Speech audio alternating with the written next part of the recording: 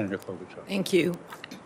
Mr. Masseri, I'm looking at this from a perspective of parents, and I guess I'll talk to parents, since so many of them have told me that they have done everything they can to try to get their kids off your product, kids who are addicted at age 10.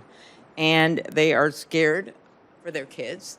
They want their kids to do their homework and not get addicted to Instagram. And yet we then find out that what your company did was to increase your marketing budget to try to woo more teens from $67 million in 2018 to $390 million focused on kids this year. And so when I hear you're going to suddenly, with all your technological wizards, develop some kind of new way to check to see if really young kids are on there, you could have been spending this money, $390 million, to do that for years. You have the money to do it. I think that we are in diametrically opposed goals, the goals of parents out there and the goals of your company. Our kids aren't cash cows. And that is exactly what's been going on. Because when you look at the marketing budget and you look at what your companies has done, it's to try to get more and more of them on board. And when I look at your company's quotes from one document, you, not you personally, but your company viewed losing teen users as a, quote, existential threat, whereas parents are viewing their kids' addictions to your product and other products as an existential threat to their families. So my first question is that in fact the truth that you've been increasing money, advertising money, to woo more teen kids onto your platform? Senator, no, I don't believe those statistics are correct. We increased our overall marketing budget between last year and this year, but it was not, I think you characterized it as the majority of it was focused on teens, and that's not true. Okay, so do you view the kids as a feeder way for people to get into your product?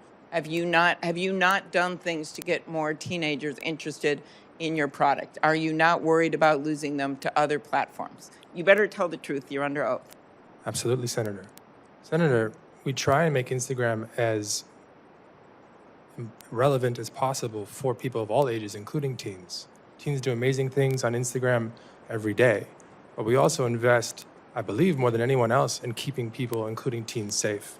We will spend around $5 billion this year alone, and we have over 40,000 people working on safety and integrity at the company.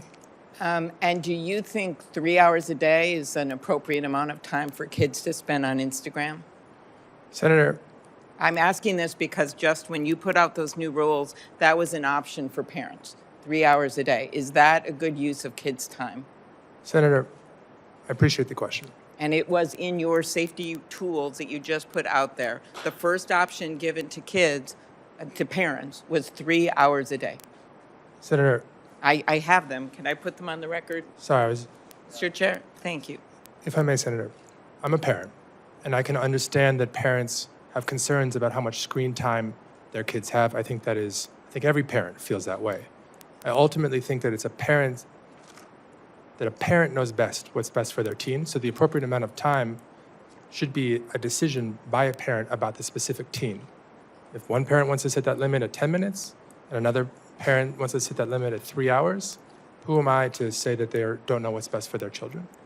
And do you believe your company has invested enough in identifying that young children are not on the platform when you know that they're not supposed to be on there, and making sure you're registering and using all your technology, not to just increase your profits, but to make sure the kids aren't on there? Do you think you've done enough? Senator, two things. One, yes, I believe that we've invested more than anyone else, but I also believe that it's still a very challenging industry-wide issue. I think there's a number of things that we can do at the industry level to better verify age. Specifically, I believe it would be much more effective to have age verification at the device level, have a parent who gives their 14-year-old a device, tell the phone that their child is 14, as opposed to having every app, and there's millions of apps out there, trying to verify age on their own. That should happen at the device level. We understand that might not happen, or that might take time, and in the meantime, we're going to invest heavily in getting more sophisticated in how we identify the age of people under the age of 18. And is it true that someone in your company said that it was an existential threat if you lost teen users? Senator, I don't, Is that true or not? Because we have a document that said that. Senator, I assume that's true. Okay? So you understand what we're thinking up here when it's our job to protect kids.